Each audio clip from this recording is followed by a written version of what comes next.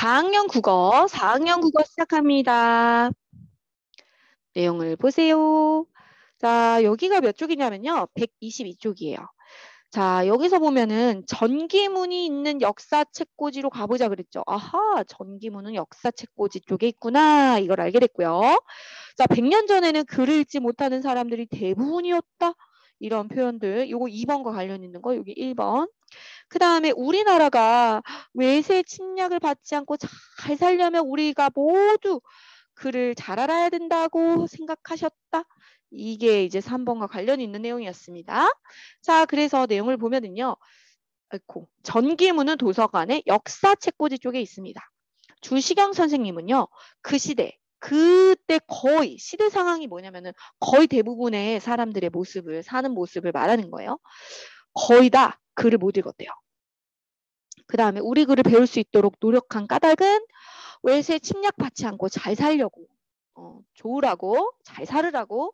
그러면 자, 이런 전기문을 소개할 때 말할 내용은 뭐가 있죠? 인물이 뭘 했는지, 본받고 싶은 까닭이 뭔지, 그 다음에 그때의 시대 상황이 뭔지. 자, 시대 상황은 뭐라 그랬어요? 그 당시에 거의 대부분의 사람들이 겪고 있었던 생활 모습을 시대 상황이라고 할 수 있습니다. 자, 김만덕 이거 볼게요. 너무 감동적이더라고 이거 보니까. 자, 제주 목사에게 부탁을 했어요. 여기서 목사는 우리가 알고 있는 그 목사님은 아닌 것 같고요. 사또날이 옛날에 이제 관리직 그 부분인 것 같습니다. 양민의 신분으로 되돌려 주시기 바랍니다. 이렇게 김만덕이 요청을 했죠. 사정을 했습니다. 이 5번과 관련이 있는 거였고요. 그 다음에 만덕의 이름을 기안에서 지우고, 기안이 뭐였어요? 이제 기생의 그런 명부, 책 이름 거기에서 지우고 양민의 신분으로 되돌려 주어라 했어요. 그래서 너무나 기뻐했습니다. 자유의 몸이 되어서 새로운 인생을 살게 되었습니다. 기생이 아니라 기생의 수양딸이 되었대요. 그래서 그랬대요. 자, 그 내용이 지금 바로 이제 또 밑으로 나오죠. 뭔가 시간이 순서대로 나오지 않아요. 좀 순서가 좀 바뀌어요. 원래 드라마나 뭐 소설이나 이런 식으로 씁니다. 자, 요런 내용이 되게 많이 나오는데, 김만덕이 이제 옛날에 1739년에 제주도에서 가난한 선비 집안이었대요. 12살이 되던 애 너무 흉년이 심해가지고 부모님이 전염병으로 돌아가셨대요. 그러다가 이제 기생의 수양딸이 되어서 양자가 된 거죠. 그 다음에 23살 때 그 신분을 벗어났다. 이게 7번과 관련이 있는 거였는데요. 자, 5번부터 한번 보면요. 5번은 1번이에요. 양민의 신분으로 되돌려달라고 그랬고요. 왜요? 이제 그 기한에서 지워져서 자신의 이름이 기한에서 지워져서 너무나 기뻤대요. 그 다음에 7번에서는 제주도에서 가장 유명한 기생이었다. 기생은 아니었어요. 기생의 수양 딸이어서 기안의 그 책에 기생의 명부에 올라갔대요. 그 다음에 그 시대에는 신분제도가 있었다. 그래서 양민 이런 것도 사실 신분의 하나예요. 그래서 양민은 조금 더 자유로운 신분이었나 봐요. 양반이니까.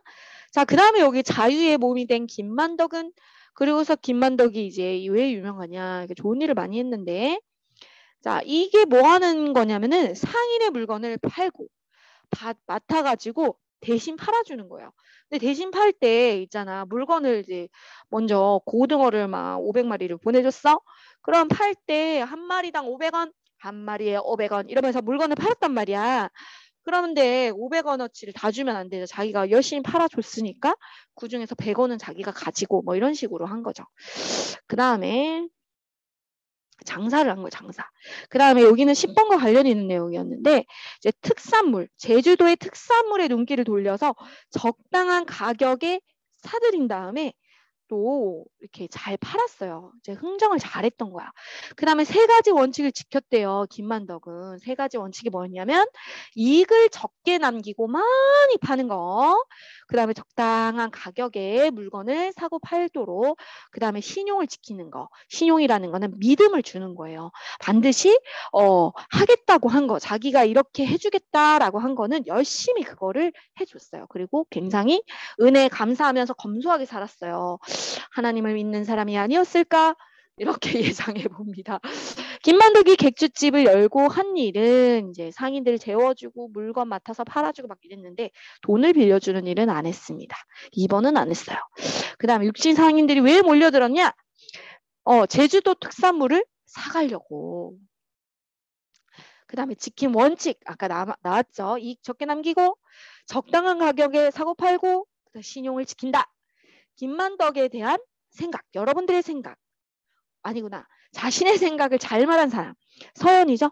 검소한 생활을 하고 정직하다. 돈을 더 중요하게 여긴다라고 말했던 진혁이 말은 아닙니다. 그러지 않았어요. 김만덕은 괜찮은 사람이었어. 남자였을까 여자였을까? 기생의 명부에 올렸다 그래가지고 여자 같은 느낌이 들기도 하는데 여자였나?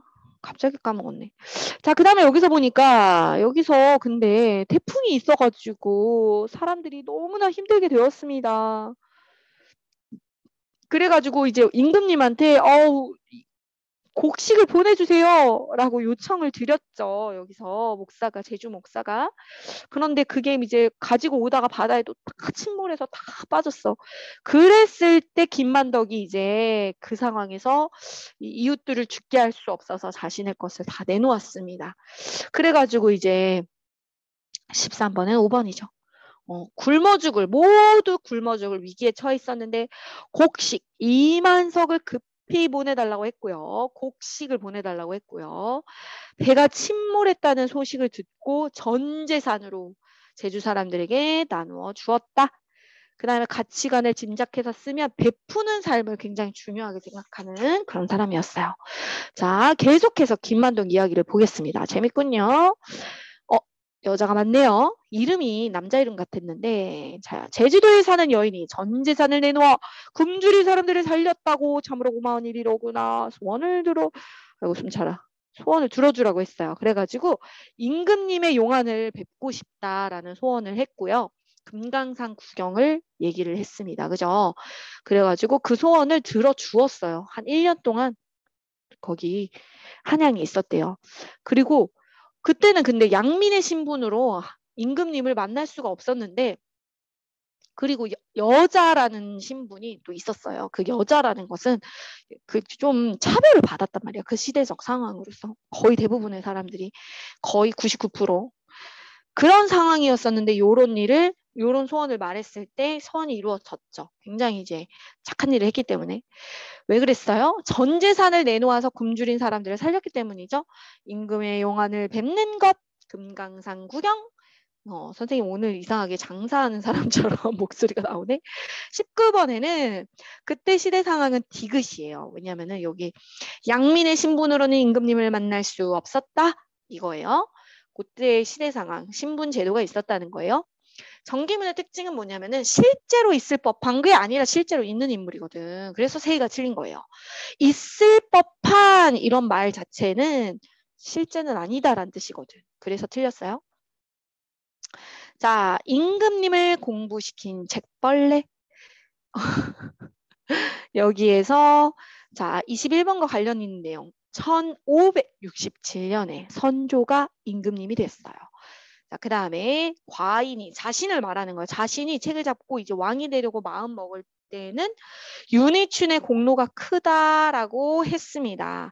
그래서 옛날에 이제 과거로 회상해 보면 어린 시절에 윤희춘을 만나서 어제 들려주신 사기를 더 읽어주십시오. 재미있게 책을 읽어주신 이제 스승님이 있었어. 그분이 바로 윤희춘인데 그래서 근데 그 당시에 윤희춘이 이제 선조가 임금님이 됐을 당시에 보니까 윤희춘이 유배를 가 있었어요. 제주도로 유배를 가 있었어. 유배가 뭐냐면은 약간 감옥 같은데 보내버린 거예요. 감옥은 아니지만 아주 시골 동네 아무것도 안 시키고 그냥 밥만 먹여주고 그냥 그 집에서 누가 감시하고 있어요. 그래서 바른 뜻을 굽히지 않다가 이런 일을 당했다고 합니다. 23번과 관련 있는 내용이었죠. 그 다음에 옆으로 가서도 보면은 그동안 많은 책 속에서 이제 그 유배 시절 동안 시간이 많다 보니까 이 사람이 그 시간 동안에 이런 일들을 했고요. 소원이 있었대. 그래가지고 이미 편찬된 책들의 오류가 뭐냐면 잘못된 점을 바로 새롭게 고치고 싶다라고 했습니다. 자, 선조가 14대 임금이 된 해는 1567년이었고 윤희춘을 왜 불러오라 그랬어요? 자, 자기를 이렇게 왕으로 만드는데 기여한 사람이다. 그런 좋은 스승이다라고 했어요. 그리고 윤희춘이 왜 유배를 가 있었냐면 간신배들이 뭐냐면 나쁜 사람들인데 이제 왕을 꼬드기면서 막 저기 뭐냐 다른 사람들을 모함하고 막 이렇게 억울하게 누명을 씌워서 유배를 갔던 거예요. 그 말이에요. 지금 여기 이 말들은 5번. 윤희춘의 업적이라는 건 무엇을 했느냐 이런 거예요. 업적은 뭐였냐면은 책의 재미를 깨닫게 해가지고 했고 이거는 이제 이런 일도 있었고 그 다음에 책들의 안에 있는 오류 뭔가 잘못된 점들을 바로잡고 새로 찍어내었다. 이 부분입니다. 그래서 선생님 두 쪽을 더 하려고 그랬는데 너무 많은 것 같아. 이번 주에는 127쪽까지만 하겠습니다. 수고했어요. 안녕. 아직 안 끝났네.